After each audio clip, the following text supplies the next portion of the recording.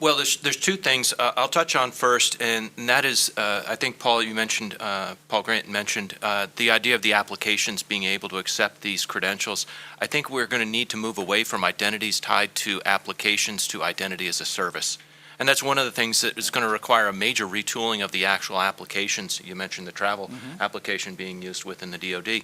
That application needed to be retooled in order to accept those credentials, and so many legacy applications have identities buried into the application logic rather than as a service that's provided outside the application.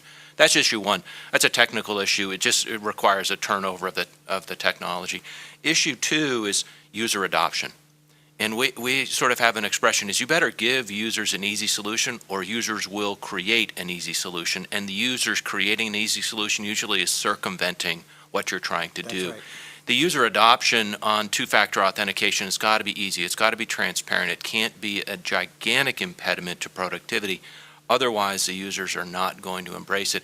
And no matter how much you mandate it, they're going to find some way to get around it. Yeah. So That's user important. adoption has got to be part of the equation, and the agreement with them to actually use the technology change in strong authentication has got to be there. Right.